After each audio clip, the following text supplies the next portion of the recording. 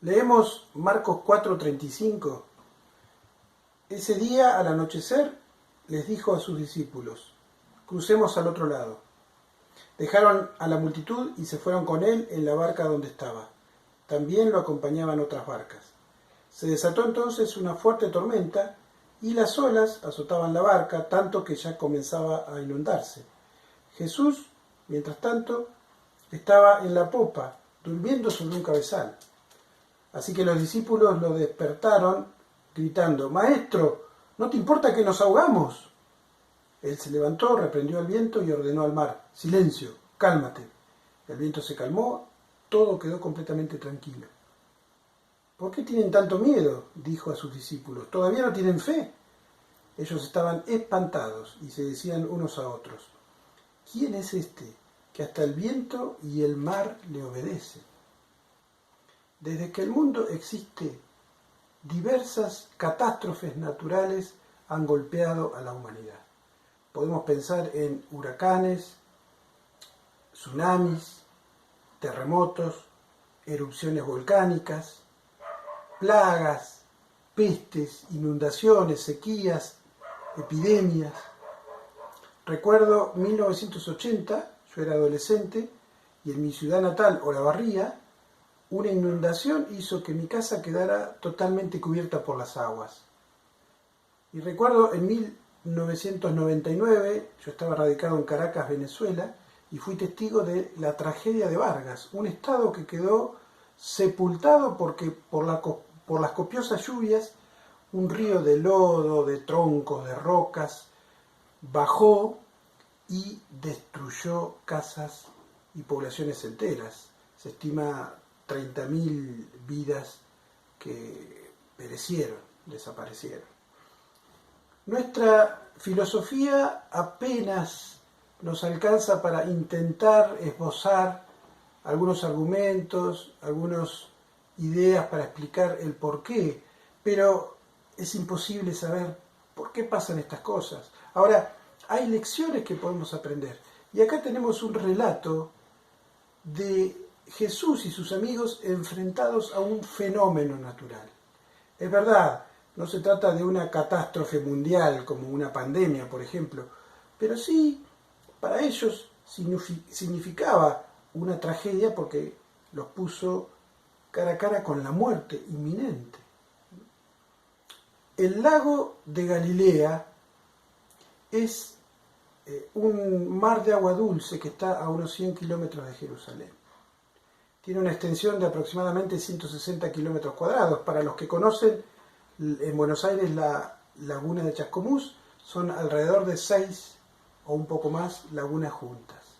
Pero en algunos tramos tiene una profundidad de hasta 40 metros y está por 200 metros por debajo del nivel del mar. O sea que tiene una temperatura cálida. Pero como está rodeado por montañas, a veces recibe vientos fríos. Ahora, ese choque de masas de aire de distintas temperaturas produce un trastorno atmosférico que hace que ese lago, que en un momento parece un espejo, repentinamente se convierta en un lugar donde se desata una tormenta terrible. Y eso pasó en esta ocasión.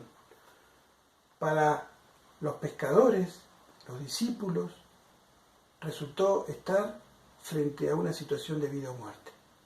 Ese fenómeno natural se transformó en una catástrofe para ellos. ¿Y qué aprendemos acá? Permitime sugerirte 3 ideas, porque sin duda esto se trata de una parábola de Jesús graficada con esta experiencia que vivieron. Jesús les está queriendo enseñar algo.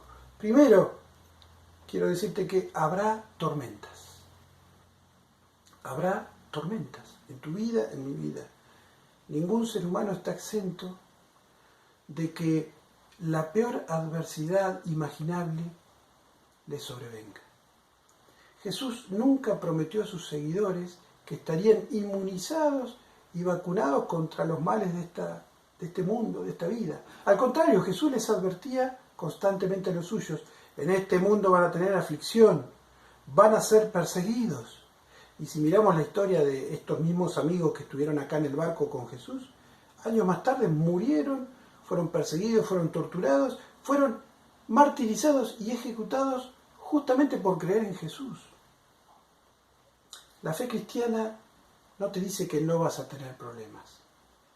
Lejos está la fe cristiana de ese eslogan falso, mentiroso, que dice por ahí que hay que parar de sufrir porque Dios te da bienestar, te da prosperidad, te da salud siempre.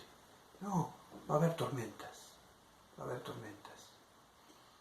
Si leemos las cartas de Pedro, por ejemplo, alguien que estuvo acá en el barco, Pedro en sus cartas presenta prácticamente un manifiesto, un tratado sobre el dolor y el sufrimiento humano. Y Pedro te dice, vas a sufrir.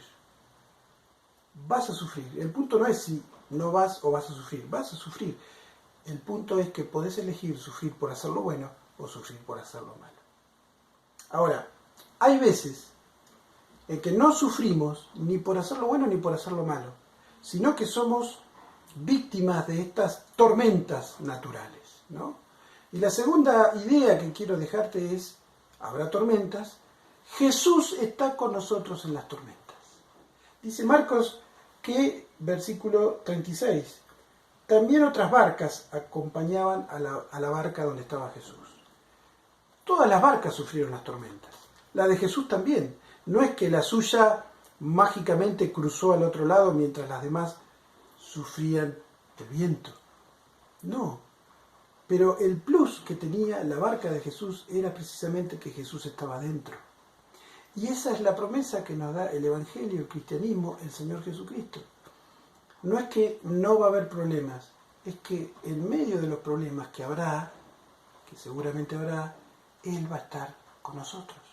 Su promesa es, yo estoy con ustedes todos los días hasta el fin. Él está con nosotros. Ahora, a veces parece que está dormido, como en este caso. Por eso los discípulos van y lo sacuden y con un poco de reclamo, ¿no? Les dicen, nos estamos ahogando, ¿qué te pasa? ¿No te importa? Pero quiero sugerirte que esa siesta de Jesús no significaba que a él no le importaba lo que pasaba, porque él estaba ahí, en medio de la tormenta.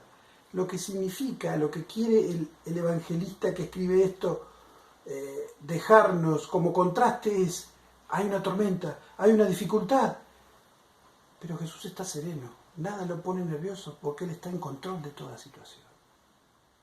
Así que Jesús se levanta, calma la tormenta, y un detalle interesante, fue mucho más difícil calmar a los discípulos que a la tormenta. Como diciéndonos, muchas veces nuestra ansiedad, nuestra angustia en nuestra mente es más problemática que el problema mismo. Una tercera idea para terminar. Dijimos que habrá tormentas, tenemos que estar siempre preparados, bien preparados, para lo peor que pudiera venir. Dijimos que Jesús está con nosotros en las tormentas, y ahí empezamos a prepararnos, Él está a nuestro lado. Y te digo como tercera idea, permitime, Jesús está en control de las tormentas. Él está soberanamente al mando de todo. Algo interesante de los evangelistas, Mateo, Marcos, Lucas, los tres relatan este incidente. Y los tres, en el capítulo siguiente, párrafos después, van a hablar de Jesús, echando fuera una legión de demonios de una persona, sanando a una mujer que tenía hemorragia desde hacía 12 años y volviendo a la vida a una adolescente hija de un dirigente judío, Jairo. Es decir, la secuencia es clara. Jesús tiene autoridad sobre la naturaleza, como lo muestra en esta tormenta.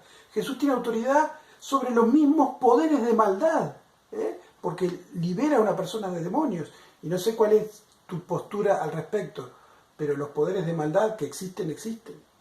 Jesús tiene autoridad sobre la enfermedad, la desdicha inexplicable de una señora que cargaba 12 años con una enfermedad. Y Jesús tiene poder y autoridad sobre la muerte misma, lo muestra al resucitar a esta adolescente. Jesús está en control. No solamente está con nosotros, sino está en control. Entonces, ¿por qué pasan estas cosas? Bueno, lo que podemos decir es que seguramente hay un propósito pedagógico detrás. Después de esta experiencia, los discípulos crecieron en su fe, no volvieron a ser los mismos. Por eso quedan asombrados y dicen, ¿quién es este? Admirados de Jesús. Le obedece la naturaleza. Tuvieron un encuentro con Jesús. Tuvieron una apreciación de una nueva faceta divina de la autoridad de Jesús. Y yo te quiero animar a que este tiempo de reclusión social, de pandemia, que para muchos es de pánico, de angustia, para vos sea un tiempo en donde puedas trabajar esto, de confiar en que Jesús está con vos y de ver a Él obrar por sobre la dificultad.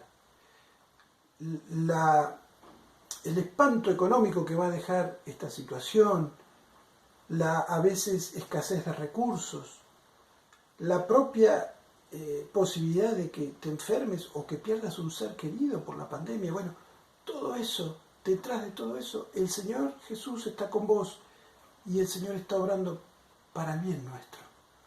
Entonces yo te animo a que en este tiempo agarres la Biblia, explores la fe cristiana y hables con Dios, con Jesucristo y le digas, quiero conocerte en medio de esta situación, en medio de la tormenta, quiero verte. Vamos a orar, vamos a decirle a Jesucristo unas palabras parecidas a esta, con tus propias palabras, decirle, Señor Jesús, creo en ti. Soy pecador, pero creo que viniste a la tierra para salvarme de mis pecados. Y me acerco a ti pidiendo tu perdón, pidiendo tu ayuda para creer más y pidiendo que me ayudes a verte y conocerte en medio de la dificultad y la adversidad. Señor Jesús, creo que estás en control y que eres soberano y tienes autoridad sobre todo. Ayúdame a conocerte más y mejor. Amén. El texto empieza diciendo, crucemos al otro lado, y termina con los discípulos admirando a Jesús.